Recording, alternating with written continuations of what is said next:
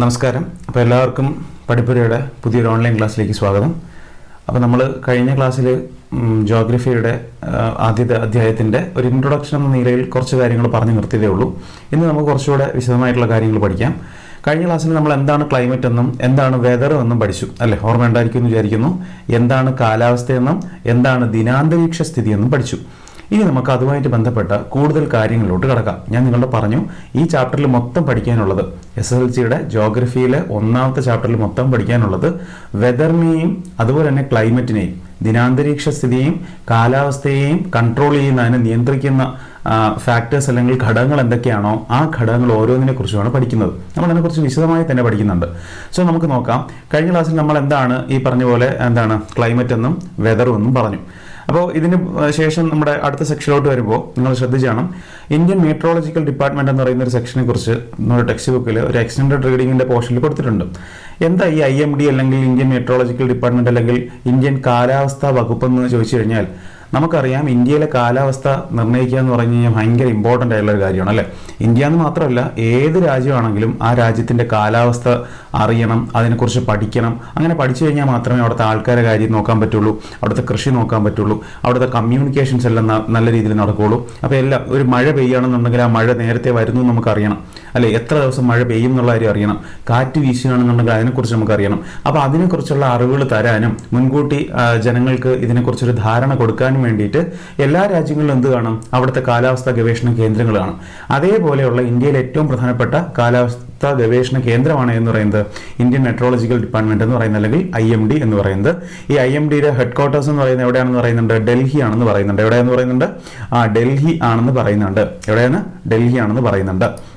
So നമുക്ക് നമ്മുടെ കാര്യത്തിലോട്ട് കിടക്കാം. ഓക്കെ, അപ്പോൾ അതിനുശേഷം നമുക്ക് മനസ്സിലാക്കേണ്ട അടുത്ത കാര്യം എന്ന് പറയുന്നത് എന്താണ് അറ്റ്മോസ്ഫെറിക് ടെമ്പറേച്ചർ, അല്ലെങ്കിൽ മലയാളത്തിൽ പറയുകയാണെങ്കിൽ എന്താണ് അന്തരീക്ഷ താപനില. അപ്പോൾ ഇവിടെ നിങ്ങൾ നോക്കുന്ന സമയത്ത് നമുക്ക് അടുത്ത് പഠിക്കാനുള്ള ഭാഗമാണെന്ന് പറയുന്നത് അറ്റ്മോസ്ഫെറിക് ടെമ്പറേച്ചർ അല്ലെങ്കിൽ അന്തരീക്ഷ താപനില.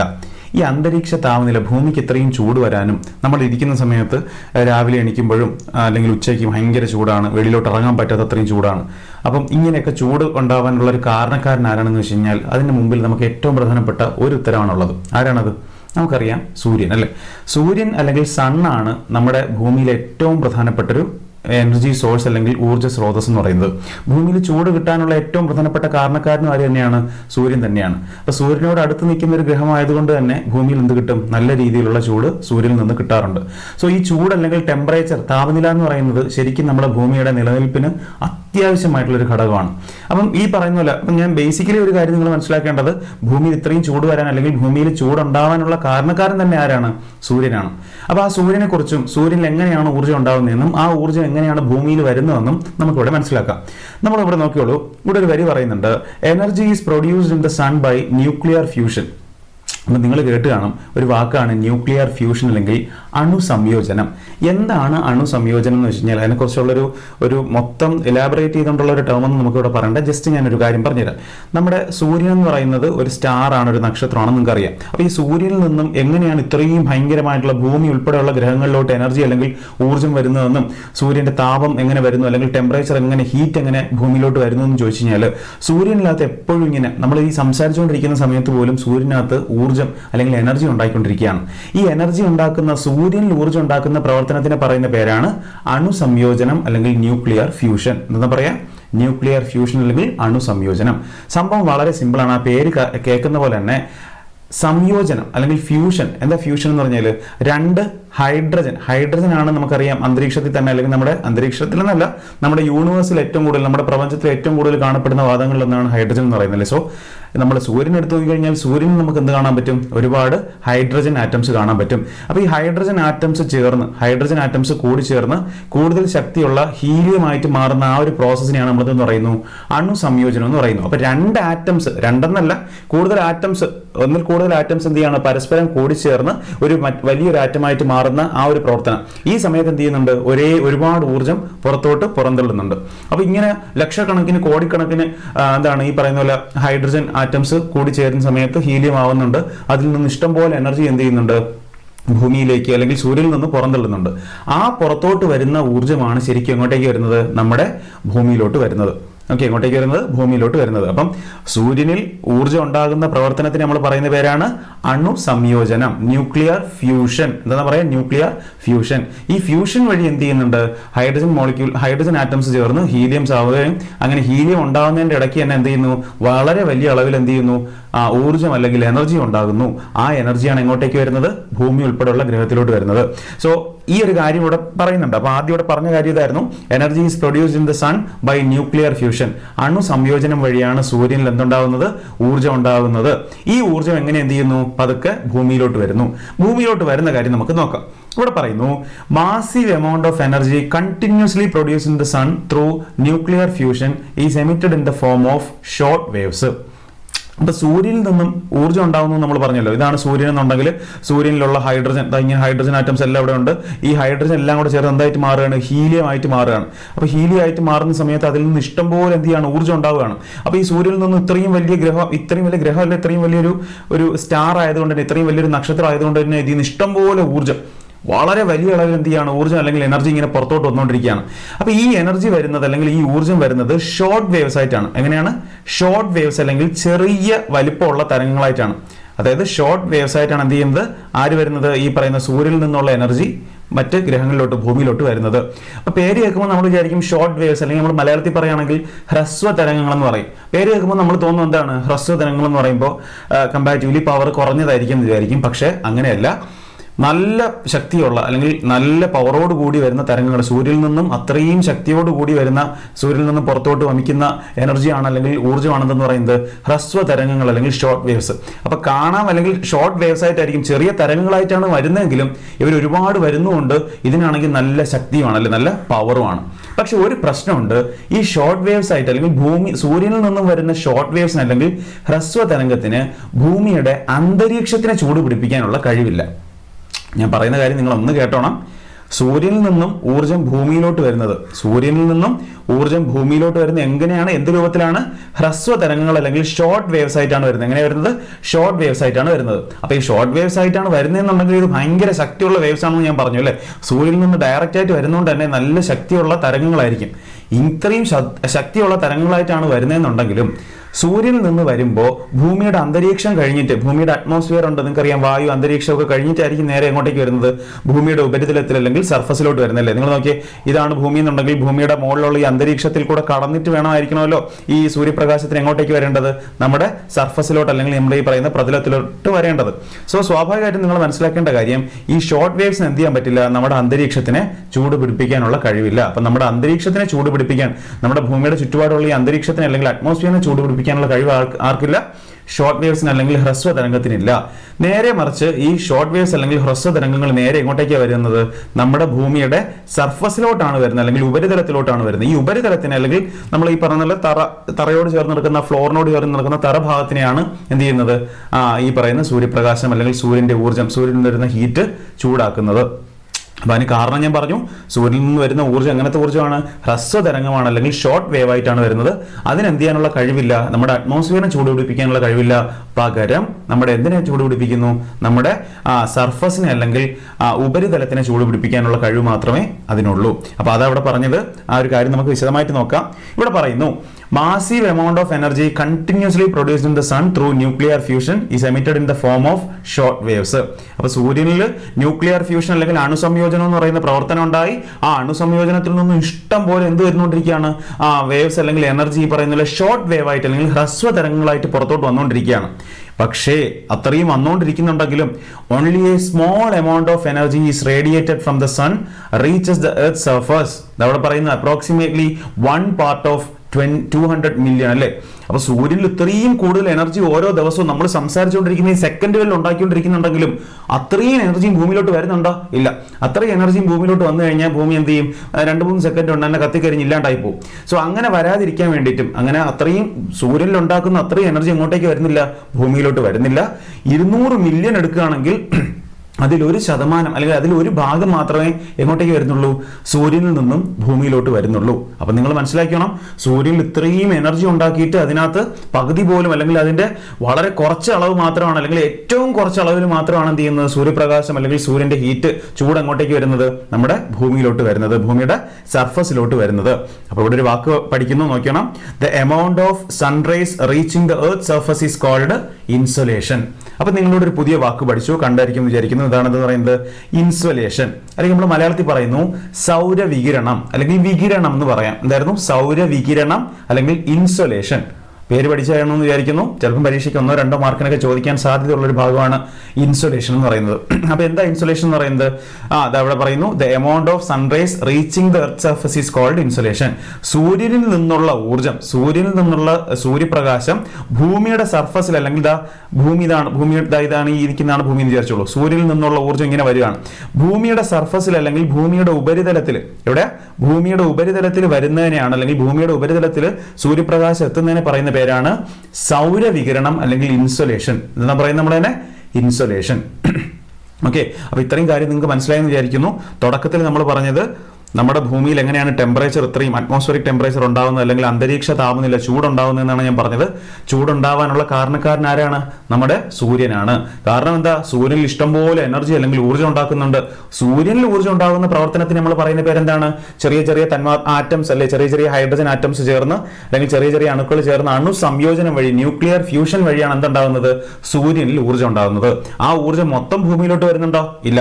ഈ സൂര്യനിൽ ഉണ്ടാകുന്ന ഊർജ്ജത്തിന്റെ വളരെ ചെറിയൊരു ശതമാനം അല്ലെങ്കിൽ വളരെ വളരെ ചെറിയൊരു അളവ് ഊർജ്ജം മാത്രമാണ് ഭൂമിയിലോട്ട് വരുന്നത്.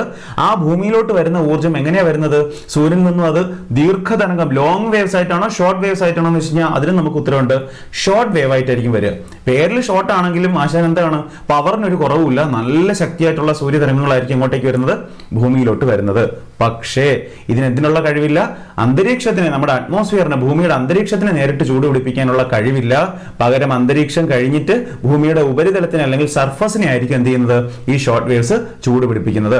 അപ്പൊ അന്തരീക്ഷം കഴിഞ്ഞ് സൂര്യൻ ഭൂമിയുടെ ഉപരിതലത്തിലോട്ട് വരുന്ന അല്ലെങ്കിൽ ഭൂമിയുടെ സർഫസിലോട്ട് വരുന്ന സൺറൈസിനെ വിളിക്കുന്ന പേരാണ്, അല്ലെങ്കിൽ സൺറൈസ് സൂര്യരശ്മികൾ എവിടെ പതിക്കുന്നു? ഭൂമിയുടെ ഉപരിതലത്തിൽ പതിക്കുമ്പോൾ ആ ഒരു പ്രവർത്തനത്തിന് പറയുന്ന പേരാണ് ഇൻസൊലേഷൻ അല്ലെങ്കിൽ സൗരവികിരണം. എന്താ പറയാ?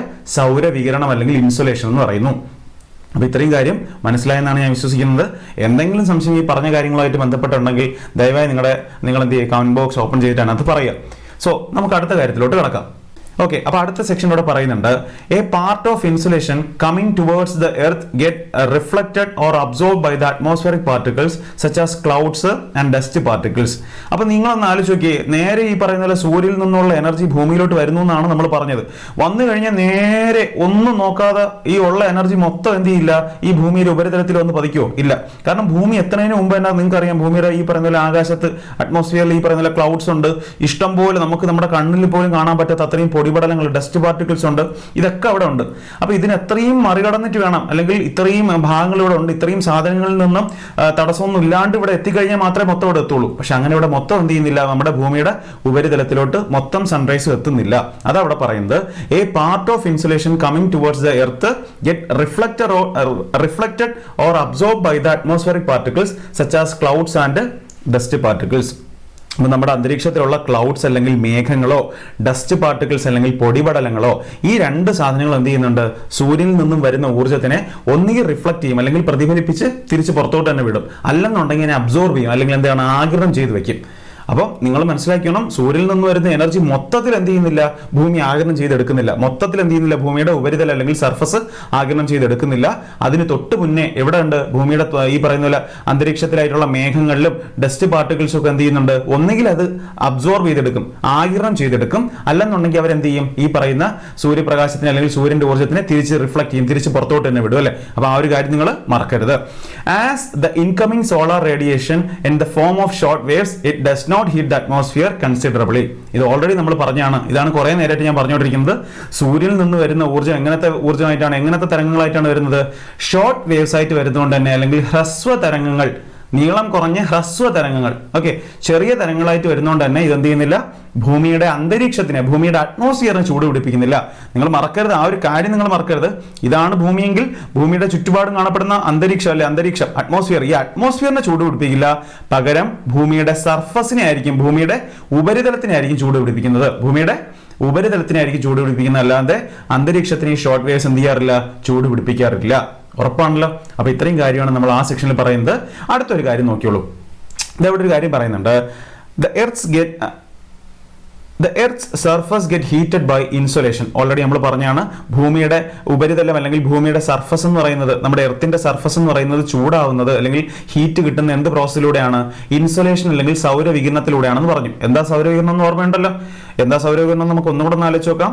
സൂര്യനിൽ നിന്നുള്ള സൂര്യപ്രകാശം അല്ലെങ്കിൽ സൺറേസ്, സൂര്യരശ്മികൾ എന്ത് ചെയ്യുന്നു, ഭൂമിയുടെ ഉപരിതലത്തിലോട്ട് വരുന്ന പ്രവർത്തനത്തിന് വിളിക്കുന്ന പേരാണ് ഇൻസൊലേഷൻ അല്ലെങ്കിൽ സൗരവികിരണം. സോ ഈ സൗരവികിരണവുമായിട്ട് ബന്ധപ്പെട്ട ഫസ്റ്റ് ഒരു കാര്യം ഇവിടെ പറയുന്നുണ്ട്. Then the heat is transferred to the atmosphere through various processes from the Earth's surface. Conduction, convection, advection and radiation are the major process of heat transfer. എന്തായി സംഭവം എന്ന് വെച്ച് കഴിഞ്ഞാൽ ഒന്നുകൂടെ നോക്കിയേ. നമ്മുടെ ഭൂമിയിലോട്ട് സൂര്യപ്രകാശം ഈ പറയുന്ന പോലെ ഷോർട്ട് വേവ്സ് ആയിട്ട് വരുന്നു. ഈ ഷോർട്ട് വേവ്സ് ആയിട്ട് വരുന്ന ഈ സൂര്യപ്രകാശം എന്ത് ചെയ്യുന്നില്ല, ഭൂമിയുടെ അന്തരീക്ഷത്തിനെ ചൂടാക്കുന്നില്ല, ഡയറക്റ്റ് ആയിട്ട് ചൂടാക്കുന്നില്ല. കുറേ സൂര്യപ്രകാശം എന്ത് ചെയ്യുന്നുണ്ട്, അല്ലെങ്കിൽ സൂര്യന്റെ ഊർജ്ജം അല്ലെങ്കിൽ സൂര്യന്റെ ഹീറ്റൊക്കെ എന്ത് ചെയ്യുന്നുണ്ട്, ഈ അന്തരീക്ഷത്തിലുള്ള ക്ലൗഡ്സും ഡസ്റ്റ് പാർട്ടിക്കിൾസും ഒക്കെ ആഗിരണം ചെയ്യുന്നുണ്ട്, അല്ലെങ്കിൽ അതിനെ റിഫ്ലക്ട് ചെയ്ത് കളയും. പക്ഷേ ബാക്കിയുള്ള സൂര്യപ്രകാശം അല്ലെങ്കിൽ സൂര്യന്റെ ഊർജ്ജം മുഴുവനും വരുന്ന എങ്ങോട്ടേക്കാണ്? നമ്മുടെ ഭൂമിയുടെ സർഫസിലോട്ടാണ്, ഭൂമിയുടെ ഉപരിതലത്തിലോട്ടാണ്, അല്ലെങ്കിൽ സർഫസിലോട്ടാണ്. ഉറപ്പാണല്ലോ. ഈ സർഫസിൽ മാത്രം ഇത് നിൽക്കുമോ? സൂര്യന്റെ ചൂട് മുഴുവൻ ഇങ്ങനെ ഓരോ ദിവസം വരുന്ന ചൂട് മുഴുവനും ഭൂമിയുടെ തറ അല്ലെങ്കിൽ സർഫസ് ഉപരിതലം മാത്രം അങ്ങ് ആഗിരണം ചെയ്ത് കഴിഞ്ഞാൽ ശരിയാവോ? ഇല്ല. ഉപരിതലം മാത്രമല്ല ആഗിരണം ചെയ്യുന്നത്. ഉപരിതലം ആഗിരണം ചെയ്തതിന് ശേഷം നമ്മുടെ എർത്തിന്റെ സർഫസ് എന്ത് ചെയ്യുന്നു, അബ്സോർബ് ചെയ്യുന്നു. അതുപോലെ തന്നെ അതിനെ റേഡിയേറ്റ് ചെയ്ത് കളയുന്നുണ്ട്. അല്ലെങ്കിൽ ഈ സർഫസിൽ നിന്നും അല്ലെങ്കിൽ നമ്മുടെ ഈ തറയിൽ അല്ലെങ്കിൽ നമ്മുടെ ഈ ഉപരിതലം ഉണ്ടല്ലോ, ചൂടായതിനു ശേഷം ഈ ഉപരിതലത്തിൽ നിന്ന് ചൂട് എന്ത് ചെയ്യുന്നുണ്ട്, തിരിച്ച് പതുക്കെ നമ്മുടെ അറ്റ്മോസ്ഫിയറിലോട്ട് അല്ലെങ്കിൽ നമ്മുടെ അന്തരീക്ഷത്തിലോട്ട് ഈ ചൂട് മാറി മാറി പോകുന്നതായിട്ട് നമുക്ക് കാണാൻ പറ്റും. ഈ ചൂട് എങ്ങനെ എന്ത് ചെയ്യുന്നു, മാറി മാറി പോവും. പറഞ്ഞു മനസ്സിലാകുന്നുണ്ടോ? ആദ്യം നമ്മുടെ എന്ത് ചെയ്യുന്നു, ഭൂമി ചൂട് പിടിക്കും, ഭൂമിയുടെ ഉപരിതലം അല്ലെങ്കിൽ നമ്മുടെ എന്താണ് സർഫസ് ചൂട് പിടിക്കും. ഈ സർഫസ് ചൂട് പിടിച്ചു കഴിഞ്ഞാൽ സർഫസിലുള്ള ഹീറ്റ് അല്ലെങ്കിൽ നമ്മുടെ ഉപരിതലത്തിലുള്ള ചൂട് എന്ത് ചെയ്യുന്നു, അന്തരീക്ഷത്തിലോട്ട് വ്യാപിക്കും, അന്തരീക്ഷത്തിലോട്ട് അല്ലെങ്കിൽ നമ്മുടെ അറ്റ്മോസ്ഫിയറിലോട്ട് വ്യാപിക്കും. അങ്ങനെ വ്യാപിക്കുമ്പോഴാണ് നമ്മുടെ അറ്റ്മോസ്ഫിയറിൽ മൊത്തം എന്ത് കൂടുന്നത്, നമ്മുടെ അന്തരീക്ഷത്തിൽ മൊത്തം ചൂട് കൂടുന്നത്. അപ്പോൾ അന്തരീക്ഷത്തിൽ ചൂട് കൂടുന്നതിന് കാരണമാകുന്ന ഏറ്റവും പ്രധാനപ്പെട്ട 4 പ്രവർത്തനങ്ങളാണ് ഉള്ളത്. ഈ 4 പ്രവർത്തനങ്ങളിലൂടെയാണ് ഭൂമിയുടെ അന്തരീക്ഷം ചൂട് പിടിക്കുന്നത്. എന്ത് ചൂട് പിടിക്കുന്നത്? അറ്റ്മോസ്ഫിയർ അല്ലെങ്കിൽ അന്തരീക്ഷം ചൂട് പിടിക്കുന്നത്. അതിനു മുമ്പേ എന്ത് മാത്രമാണ് ചൂട് പിടിക്കുന്നത്? ആദ്യം സൂര്യനിൽ നിന്ന് വരുന്ന ഊർജ്ജം അല്ലെങ്കിൽ സൂര്യനിൽ നിന്ന് വരുന്ന സൂര്യപ്രകാശം ചൂട് പിടിപ്പിക്കുന്നത് ഭൂമിയുടെ എന്തിനെ മാത്രമാണ്? ഉപരിതലത്തിന് അല്ലെങ്കിൽ സർഫസിനെ മാത്രമാണ്. പിന്നീടായിരിക്കും എന്ത് ചെയ്യുന്നത്, ഈ പറയുന്ന സർഫസിൽ നിന്നും അല്ലെങ്കിൽ ഉപരിതലത്തിൽ നിന്നും ഉള്ള ഊർജ്ജം എങ്ങോട്ടേക്ക് പോകുന്നത്? ഭൂമിയുടെ അന്തരീക്ഷത്തിലേക്ക് പോകുന്നത്. അപ്പൊ നിങ്ങൾ മറക്കേ ചെയ്യരുത്, സൂര്യപ്രകാശം ആദ്യം ഭൂമിയിലോട്ട് വന്നു കഴിഞ്ഞാൽ സൂര്യപ്രകാശം എവിടെയായിരിക്കും ആദ്യം ചൂട് പിടിപ്പിക്കുന്ന? ഭൂമിയുടെ ഉപരിതലം അല്ലെങ്കിൽ സർഫസ് ആയിരിക്കും. സർഫസ് ചൂട് പിടിപ്പിച്ചതിന് ശേഷം സർഫസിൽ നിന്നുമായിരിക്കും അല്ലെങ്കിൽ ഉപരിതലത്തിൽ നിന്നുമായിരിക്കും എന്ത് ചെയ്യുന്നത്, പിന്നീട് നമ്മുടെ അന്തരീക്ഷം, ഭൂമിയുടെ അന്തരീക്ഷം എന്ത് ചെയ്യുന്നത്, ചൂട് പിടിക്കുന്നത്. അതൊരിക്കലും മറക്കരുത്. അതിന് കാരണം എന്താണെന്ന് ഞാൻ നിങ്ങളോട് പറഞ്ഞു അല്ലേ. സോ ആ ഒരു കാര്യം നമ്മളിവിടെ മനസ്സിലാക്കാം. ഭൂമി അല്ലെങ്കിൽ ഭൂമിയുടെ അന്തരീക്ഷം ചൂട് പിടിക്കുന്നതിന് വേണ്ടിയിട്ടുള്ള ഏറ്റവും പ്രധാനപ്പെട്ട 4 പ്രോസസ്സ് അല്ലെങ്കിൽ 4 വളരെ പ്രധാനപ്പെട്ട പ്രവർത്തനങ്ങളാണ് ഉള്ളത്. ആ പ്രവർത്തനങ്ങൾ എന്തൊക്കെയാണെന്ന് ഇവിടെ പറയുന്നത് കണ്ടായിരിക്കും. ഒന്നാമത്തെ പ്രവർത്തനത്തിന്റെ പേരാണ് കണ്ടക്ഷൻ. എന്തായിരുന്നു പേര്? ഒന്നാമത്തെ പ്രവർത്തനത്തിന്റെ പേരാണ് കണ്ടക്ഷൻ അല്ലെങ്കിൽ താപചാലനം. എന്താ താപചാലനം അല്ലെങ്കിൽ കണ്ടക്ഷൻ? മലയാളം മീഡിയത്തിൽ നമ്മൾ പറയാ താപചാലനം എന്നായിരുന്നു അല്ലെ. സോ ഇവിടെ പറയുന്നു, heat is transferred to the lower part of the atmosphere which is directly in the contact with the surface of earth. അപ്പൊ സംഭവം ഇത്രയേ ഉള്ളൂ. നോക്കിയേ, ഇതാണ് നമ്മുടെ സർഫസ് അല്ലെങ്കിൽ ഭൂമിയുടെ തറ അല്ലെങ്കിൽ നമ്മുടെ ഈ പറയുന്ന ഉപരിതലം എന്ന് വിചാരിച്ചോളൂ. ഈ ഉപരിതലത്തിലോട്ട് സൂര്യപ്രകാശം എന്താ ഇങ്ങനെ നമ്മുടെ താഴോട്ട് ഇങ്ങനെ വരികയാണെന്നുള്ള കാര്യം നമുക്കറിയാം അല്ലെ. താഴോട്ട് ഇങ്ങനെ വന്നുകൊണ്ട് തന്നെ സ്വാഭാവികമായിട്ടും നമ്മുടെ ഉപരിതലം നല്ല ചൂട് പിടിച്ചിരിക്കുകയായിരിക്കും. അപ്പൊ ഈ ചൂട് പിടിച്ചിരിക്കുന്ന തറയുടെ അല്ലെങ്കിൽ ചൂട് പിടിച്ചിരിക്കുന്ന ഈ ഉപരിതലത്തിന്റെ അല്ലെങ്കിൽ ഈ പറയുന്ന സർഫസിനോട് ചേർന്ന് നിൽക്കുന്ന ഭാഗത്തോട്ട് സർഫസിൽ നിന്ന് എന്ത് ചെയ്യുന്നു, ഈ പറയുന്ന പോലെ ഹീറ്റ് പുറത്തോട്ട് പോകും അല്ലെങ്കിൽ ചൂട് പുറത്തോട്ട് പോകും. ഈ ചൂട് പുറത്തോട്ട് പോകുന്ന ഈ ഒരു പ്രവർത്തനത്തിനെ പറയുന്ന പേരാണ് കണ്ടക്ഷൻ അല്ലെങ്കിൽ താപചാലനം. അപ്പൊ ചൂട് പിടിച്ചു കിടക്കുന്ന ഭൂമി ഉള്ള സൂര്യപ്രകാശം എല്ലാം അടിച്ച് എന്താണ് നമ്മുടെ ഭൂമി തറ അല്ലെങ്കിൽ ഉപരിതലം ഇങ്ങനെ ചൂട് പിടിച്ച് കിടക്കായിരിക്കും. ആ ചൂട് പിടിച്ച് കിടക്കുന്ന സ്ഥലത്ത് നിന്നും എന്ത് ചെയ്യാണ്, അവിടെ നിന്ന് ഊർജ്ജം അല്ലെങ്കിൽ ചൂട് പുറത്ത് അന്തരീക്ഷത്തിലോട്ട് അല്ലെങ്കിൽ അന്തരീക്ഷത്തിന്റെ താഴ്ന്ന ഭാഗങ്ങളിലോട്ട് വ്യാപിക്കുന്ന ഈ പ്രവർത്തനത്തിനെ വിളിക്കുന്ന പേരാണ് എന്തെന്ന് പറയുന്നത്, താപചാലനം അല്ലെങ്കിൽ കണ്ടക്ഷൻ. എന്താ നമ്മൾ ഇതിനെ പറയാ, കണ്ടക്ഷൻ അല്ലെങ്കിൽ താപചാലനം. അപ്പൊ ഇതാണ് താപചാലനം. അപ്പം ഈ കാര്യത്തിൽ കൺഫ്യൂഷൻ ഇല്ലെന്ന് വിചാരിക്കുന്നു. ഒന്നും കൂടെ നമുക്ക് വായിക്കാം. Heat is transferred to the lower part of the atmosphere which is directly in contact with the surface of earth. അപ്പൊ എന്താ നമ്മൾ പറഞ്ഞത്, ഹീറ്റ് എന്താ ചെയ്യുന്നത്, അന്തരീക്ഷത്തിന്റെ താഴ്ന്ന ഭാഗങ്ങളിലോട്ട് അല്ലെ, അന്തരീക്ഷത്തിന്റെ താഴ്ന്ന ഭാഗങ്ങളിലോട്ട്. ഇതാണ് ഒന്നുകൂടെ പറയാം, ഇതാണ് നമ്മുടെ ഉപരിതലം. ഉപരിതലം പെട്ടെന്ന് ചൂടാവും അല്ലെങ്കിൽ സർഫസ് പെട്ടെന്ന് ചൂടാവും. ഈ സർഫസിനോട് ചേർന്ന് കിടക്കുന്ന അന്തരീക്ഷം അല്ലെങ്കിൽ അറ്റ്മോസ്ഫിയർ പെട്ടെന്ന് ചൂടാകുന്ന അല്ലെങ്കിൽ ഈ പറയുന്ന ചൂടാകുന്ന ആ ഒരു പ്രോസസ്സിനെ പറയുന്ന പേരാണ് എന്ത്, താപചാലനം അല്ലെങ്കിൽ കണ്ടക്ഷൻ എന്ന് പറയുന്നത്. സോ കണ്ടക്ഷൻ കഴിഞ്ഞ രണ്ടാമത്തെ പ്രവർത്തനത്തിനെ വിളിക്കുന്ന പേരാണ് കൺവെക്ഷൻ. എന്താ വിളിക്കുക, കൺവെക്ഷൻ. കൺവെക്ഷൻ നമ്മൾ മലയാളത്തിൽ പറയുന്ന പേരാണ് സംവഹനം. എന്താ പറയാ, സംവഹനം. എന്താ പറയാ, സംവഹനം. സോ രണ്ടാമത്തെ പ്രവർത്തനത്തിന്റെ പേരാണ് കൺവെക്ഷൻ. എന്തെന്ന് പറയുന്നു, കൺവെക്ഷൻ. കൺവെക്ഷൻ എന്താ, വളരെ സിമ്പിൾ ആണ്. As the heated air expands and rises up, heat is transferred to the higher reaches of the atmosphere. സംഭവം വളരെ സിമ്പിൾ ആണ്. നോക്കിയേ, ഇതാണ് നമ്മുടെ ഉപരിതലം എന്ന് വിചാരിച്ചോണേ, ഇതാണ് നമ്മുടെ തറ അല്ലെങ്കിൽ ഉപരിതലം, സർഫസ് എന്ന് വിചാരിച്ചോളൂ. ഈ സർഫസ് പെട്ടെന്ന് ചൂടാവുമല്ലോ, സർഫസ് പെട്ടെന്ന് ചൂടാവുകയെ ഈ സർഫസിന് അടുത്ത് കിടക്കുന്ന എയറും എന്ത് ചെയ്യും, പെട്ടെന്ന് ചൂടാവും. നമ്മൾ പറഞ്ഞല്ലോ, എയറും ചൂടാവും. ഈ എയർ ചൂടായി കഴിഞ്ഞ് കഴിഞ്ഞാൽ, വായു ചൂടായി കഴിഞ്ഞാൽ പിന്നെ താഴെ നിൽക്കില്ല. വായുവിന് ചൂട് പിടിച്ചു കഴിഞ്ഞാൽ എന്ത് ചെയ്യും, എയർ മുകളിലോട്ട് പൊങ്ങിപ്പോവും. എയറിന് ചൂട് പിടിച്ചു കഴിഞ്ഞാൽ എയർ മുകളിലോട്ട് പൊങ്ങിപ്പോവും. ഇത് നിങ്ങൾ മറക്കരുതാത്തൊരു കാര്യമാണ്. ഈ പാഠത്തിൽ ഇനിയും പല സമയങ്ങളിലും പറയുന്ന കാര്യമാണ്. വായുവിന് ചൂടേറ്റ് കഴിഞ്ഞാൽ അല്ലെങ്കിൽ വായു ചൂടായി കഴിഞ്ഞാൽ എന്ത് ചെയ്യും, താഴോട്ട് നിൽക്കില്ല, അതിന്റെ ഭാരം കുറഞ്ഞത് മുകളിലോട്ട് പൊങ്ങിപ്പോവും. അപ്പൊ ഇങ്ങനെ വായു മുകളിലോട്ട് പോകുന്ന അല്ലെങ്കിൽ ചൂട് പിടിച്ച വായു മുകളിലോട്ട് പൊങ്ങിപ്പോകുന്ന പ്രോസസ്സിനെ പറയുന്ന പേരാണ് സംവഹനം അല്ലെങ്കിൽ കൺവെക്ഷൻ. എന്തെന്ന് പറയുന്നു, കൺവെക്ഷൻ അല്ലെങ്കിൽ സംവഹനം. അപ്പൊ നിങ്ങൾ ആലോചിക്കണം, ഭൂമിയുടെ ഉപരിതലത്തിൽ നിന്നും സർഫസിൽ നിന്നും ചൂട് ഭൂമിയുടെ അന്തരീക്ഷത്തിലോട്ട് പോകുന്ന പല പ്രോസസ്സുകളും നമ്മൾ പറഞ്ഞുകൊണ്ടിരിക്കുന്ന. ഏറ്റവും താഴ്ന്ന ഭാഗങ്ങളിൽ ചൂട് കിട്ടാൻ വേണ്ടിയിട്ട് താപചാലനം അല്ലെങ്കിൽ കണ്ടക്ഷൻ ഉണ്ടായിരുന്നു. ഇനി രണ്ടാമത്തെ കൺവെക്ഷൻ വഴി ഉയർന്ന പ്രദേശങ്ങളിലോട്ട് എന്ത് ചെയ്യാണ്, ഈ പറയുന്ന പോലെ വായു പോയിക്കൊണ്ടിരിക്കുകയാണ്. സോ മൂന്നാമത്തെ പ്രോസസ്സിനെയാണ് നമ്മൾ പറയുന്നു അഡ്വെക്ഷൻ. എന്താ മൂന്നാമത്തെ പ്രോസസ്സിന്റെ പേര്, അഡ്വെക്ഷൻ. അത് നമ്മൾ മലയാളത്തിൽ പറയാ അഭിവഹനം എന്നാണ്. എന്ന് പറയുന്നു, അഭിവഹനം. എന്തെന്ന് പറയുന്നു, അഭിവഹനം അല്ലെങ്കിൽ ഇംഗ്ലീഷിൽ അഡ്വെക്ഷൻ എന്ന് പറയുന്നു. അഡ്വെക്ഷൻ എന്ന് പറഞ്ഞാൽ വളരെ സിമ്പിളാ. നോക്കിയേ, heat is transferred horizontally through wind അല്ലേ, തിരശ്ചീന തലത്തിൽ അല്ലെങ്കിൽ ഹൊറിസോണ്ടലി ഉള്ള ഈ പറയുന്ന ഹീറ്റിന്റെ അല്ലെങ്കിൽ താപത്തിന്റെ ചലനത്തിനെയാണ് നമ്മൾ അഭിവഹനം എന്ന് പറയുന്നത്. നമുക്ക് ഒന്നുകൂടെ എന്താണെന്ന് നോക്കാം. ഇതാണ് നമ്മുടെ സർഫസ് അല്ലെങ്കിൽ ഉപരിതലം. ഈ ഉപരിതലം നല്ല ചൂട് പിടിച്ച് കിടക്കുകയായിരിക്കും, അല്ലെങ്കിൽ ഈ ഉപരിതലത്തിനോട് ചേർന്ന് കിടക്കുന്ന ഭാഗം, അന്തരീക്ഷ ഭാഗം എന്ന് പറയുന്നത് നല്ല ചൂട് പിടിച്ച് കിടക്കുകയായിരിക്കും. സോ ഈ ചൂട് പിടിച്ച് കിടക്കുന്ന സ്ഥലത്തോട്ട് ഒരു കാറ്റ് ഇങ്ങനെ വീശുകയാണ്. അപ്പൊ കാറ്റ് എന്ന് പറയുമ്പോൾ ഇങ്ങനെ ഈ സൈഡിൽ കൂടെ വീശുന്ന വായുപ്രവാഹത്തിനാണല്ലോ നമ്മൾ കാറ്റെന്ന് പറയുക. സോ കാറ്റ് ഈ പറയുന്നതിൽ ഇങ്ങനെ വീശുന്ന സമയത്ത് ഈ പ്രദേശത്തുള്ള ഹീറ്റിനെ അല്ലെങ്കിൽ ചൂടിനെ കൂടെ എന്ത് ചെയ്യും, ഈ കാറ്റ് അപ്പുറത്തോട്ട് കൊണ്ടുപോകും. ഇങ്ങനെ കൊണ്ടുപോകുന്ന ഈ ഒരു പ്രോസസ്സിനെ പറയുന്ന പേരാണ് അഭിവഹനം അല്ലെങ്കിൽ അഡ്വെക്ഷൻ. എന്തെന്ന് പറയുന്നു, അഡ്വെക്ഷൻ. അപ്പൊ അഡ്വെക്ഷൻ എന്ന് പറയുമ്പോൾ എന്തായിരുന്നു, ചൂട് പിടിച്ചു കിടക്കുന്ന സ്ഥലം എവിടെയാണോ ആ പ്രദേശത്ത് എന്ത് ചെയ്യാണ്, കാറ്റ് വീശുമ്പോൾ ആ ചൂട് പിടിച്ചു കിടക്കുന്ന പ്രദേശത്തുള്ള കാറ്റിന് എന്ത് ചെയ്യുന്നു, ആ ചൂട് പിടിച്ചു കിടക്കുന്ന പ്രദേശത്തിന് അവിടെയുള്ള ഹീറ്റിനെ അല്ലെങ്കിൽ താപത്തിനെ കാറ്റ് അടുത്ത പ്രദേശത്തോട്ട് കൊണ്ടുപോകുന്നു. ഇതിനെ നമ്മൾ പറയുന്ന പേരാണ് അഭിവഹനം അല്ലെങ്കിൽ അഡ്വെക്ഷൻ. സോ ഏറ്റവും അവസാനം നമുക്ക് മനസ്സിലാക്കേണ്ട സാധനമാണ് റേഡിയേഷൻ. എന്താണ് ഈ പറയുന്ന റേഡിയേഷൻ എന്ന് നമുക്ക് നോക്കാം. അപ്പൊ റേഡിയേഷൻ എന്ന് പറഞ്ഞു കഴിഞ്ഞാൽ എവിടെ നോക്കിയോണം, നിങ്ങൾ ശ്രദ്ധിച്ചോളൂ. Emission of energy in the form of long waves after the earth surface get heated up. അപ്പം നിങ്ങൾ മനസ്സിലാക്കേണ്ട വളരെ പ്രധാനപ്പെട്ട അടുത്തൊരു കാര്യം ഞാൻ പറയാൻ പോവുകയാണേ. നമ്മുടെ ഭൂമി ചൂടാവുന്നത് സൂര്യനിൽ നിന്ന് വരുന്ന ഷോർട്ട് വേവ്സ് കാരണമാണ്. നമ്മൾ നേരത്തെ പറഞ്ഞു, സൂര്യനിൽ നിന്ന് ഒരുപാട് ഷോർട്ട് വേവ്സ് അല്ലെങ്കിൽ ചെറിയ ഹ്രസ്വതരംഗങ്ങളായിട്ടാണ് ഭൂമിയിലോട്ട് ഊർജ്ജം വരുന്നത് നമ്മൾ പറഞ്ഞു. ഈ ഊർജ്ജം എന്ത് ചെയ്യുന്നു, അറ്റ്മോസ്ഫിയറിനെ ചൂടാക്കുന്നില്ല, പകരം എന്താണ്, എർത്തിന്റെ സർഫസിനെ അല്ലെങ്കിൽ ഉപരിതലത്തിനെയാണ് ചൂടാക്കുന്നതെന്ന് പറഞ്ഞു. പക്ഷേ എർത്തിന്റെ സർഫസ് ചൂടായി കഴിഞ്ഞാൽ, എർത്തിന്റെ സർഫസ് അല്ലെങ്കിൽ ഉപരിതലം ചൂടായി കഴിഞ്ഞാൽ ഈ ചൂടായ ഈ ഹീറ്റ് അല്ലെങ്കിൽ ഈ പറയുന്ന എന്താണ് താപം പുറത്തോട്ട് പോകുന്നത് ലോങ് വേവ്സ് ആയിട്ടായിരിക്കും ഭൂമിയിൽ നിന്നും ഊർജ്ജം തിരിച്ച് പുറത്തോട്ട് പോകുന്നത്. അപ്പം ഭൂമി ചൂടായി കഴിഞ്ഞാൽ ഈ ഭൂമിയിൽ നിന്നുള്ള ഹീറ്റ് തിരിച്ച് പുറത്തോട്ട് പോകുന്നത് ലോങ് വേവ്സ് ആയിട്ടായിരിക്കും. അപ്പൊ ലോങ് വേവ്സിന് ഒരു പ്രത്യേകത ഉണ്ട്. കാണാൻ ഭയങ്കര വലിപ്പമുണ്ട്, നീളത്തിന് അങ്ങ് പോകുന്നുണ്ടെങ്കിലും ഈ ലോങ് വേവ്സിന് കമ്പാരിറ്റീവ്ലി പവർ കുറവാണ്. ഷോർട്ട് വേവ്സിനെക്കാട്ടിലും പവർ കുറവാണ് നമ്മൾ ഈ പറയുന്ന ലോങ് വേവ്സിന്. പക്ഷേ ഈ ലോങ് വേവ്സ് എന്താ ശരിക്കും ചെയ്യുന്നത്, ആദ്യം ഭൂമിയുടെ ഉപരിതലം ചൂട് പിടിക്കുന്നു, സർഫസ് ചൂട് പിടിച്ചു കഴിഞ്ഞാൽ ആ സർഫസിൽ നിന്നും ലോങ് വേവ്സ് ആയിട്ടാണ് അല്ലെങ്കിൽ ദീർഘതരംഗങ്ങളായിട്ടായിരിക്കും എന്ത് ചെയ്യുന്നത് നമ്മുടെ ഊർജ്ജം പുറത്തോട്ട് പോകുന്നത്. അപ്പൊ ഇങ്ങനെ പുറത്തോട്ട് പോകുന്നത് വഴി അപ്പം നിങ്ങൾ നേരത്തെ മനസ്സിലാക്കിയായിരുന്നു ഷോർട്ട് വേവ്സിന് അല്ലെങ്കിൽ ഹ്രസ്വ തരംഗത്തിന് എന്ത് ചെയ്യാൻ പറ്റില്ല, നമ്മുടെ അന്തരീക്ഷത്തിന് ചൂട് പിടിപ്പിക്കാനുള്ള കഴിവൊന്നുമില്ല. പക്ഷേ ലോങ് വേവ്സിന് അല്ലെങ്കിൽ ദീർഘതരംഗത്തിന് നമ്മുടെ അന്തരീക്ഷത്തിന് ചൂട് പിടിപ്പിക്കാനുള്ള കഴിവുണ്ട്. ഈ ദീർഘതരംഗം ഇങ്ങനെ എന്ത് ചെയ്യുന്നു, നമ്മുടെ സർഫസിൽ നിന്നും പുറത്തോട്ട് പോകുമ്പോൾ അന്തരീക്ഷം ഇങ്ങനെ ചൂട് പിടിച്ച് വരും. ഉറപ്പാണേ, ചൂട് പിടിച്ച് വരും എന്നുള്ള ഒരു കാര്യം നിങ്ങൾ മനസ്സിലാക്കുക. അപ്പൊ ഇന്നത്തെ ക്ലാസ്സിൽ നമ്മൾ പറഞ്ഞ വളരെ പ്രധാനപ്പെട്ട കാര്യങ്ങൾ എന്തൊക്കെയായിരുന്നു? ഒന്നാമത്തെ കാര്യമാണ് എന്താണ്, സൂര്യനിൽ എങ്ങനെയാണ് എനർജി ഉണ്ടാകുന്നത് അല്ലെങ്കിൽ ഊർജ്ജം ഉണ്ടാകുന്നതെന്ന് പറഞ്ഞു. ആ ഊർജ്ജം എങ്ങനെയാണ് ഭൂമിയിലോട്ട് വരുന്നതെന്ന് പറഞ്ഞു. അതിനുശേഷം എന്താണ് ഇൻസുലേഷൻ അല്ലെങ്കിൽ സൗരവികിരണം എന്ന് പറഞ്ഞു. അതിനുശേഷം ഭൂമിയുടെ അന്തരീക്ഷം അല്ലെങ്കിൽ ഭൂമിയുടെ അറ്റ്മോസ്ഫിയർ ചൂടാകുന്ന വളരെ പ്രധാനപ്പെട്ട പ്രോസസ്സുകൾ അല്ലെങ്കിൽ പ്രവർത്തനങ്ങൾ ഏതൊക്കെയാണെന്ന് പറഞ്ഞു അല്ലേ.